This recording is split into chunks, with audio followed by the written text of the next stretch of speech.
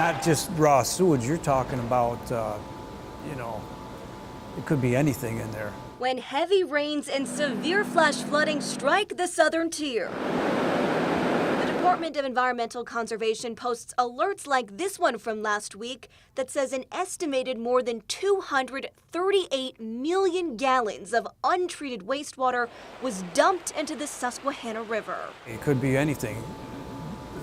If it goes through the sanitary lines get overflowed, there could be sewage in there too, you know. I mean, it's not a pleasant thought. You heard that right. Sewage, meaning what goes down your toilet, ends up in our rivers. Binghamton Water and Sewer Superintendent Joseph Yanuzzi says it happens in the Susquehanna River quite often. We try to handle all the stormwater that happens, but the sanitary lines they're pretty old, and some of them are combined, so you get a lot of runoff that will flood those lines, and when those lines get flooded, you know, you'll see the manholes pop up in the street. While many local towns use groundwater, the problem is the Susquehanna River is the main drinking water supply for all of Binghamton. Is it ever unsettling that millions of gallons of untreated wastewater are being dumped right into the river supply? Well, yes, but if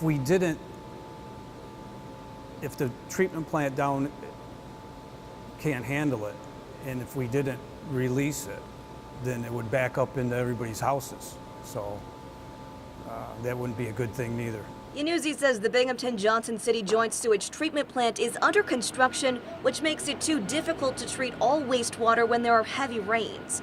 But even once construction is complete, Yanuzzi says the issue will never fully be resolved. They're putting a lot of money in the treatment plant down there. It's going to be able to handle a lot more.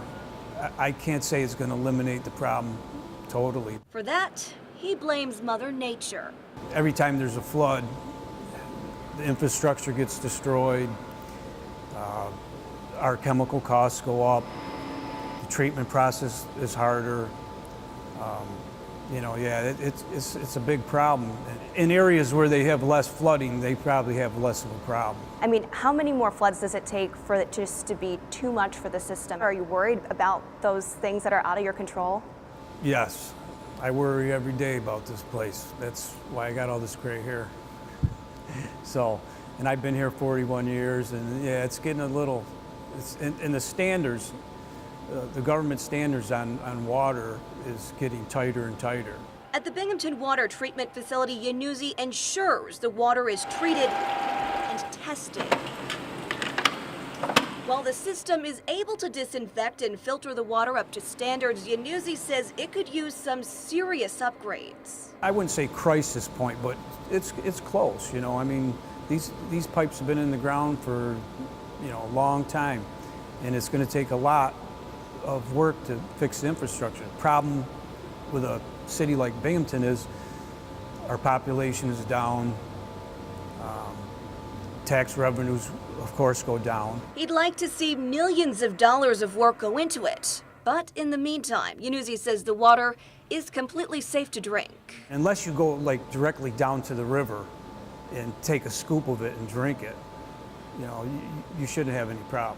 Giving you a look at what's in your water. Chloe Vincenti, 12 News.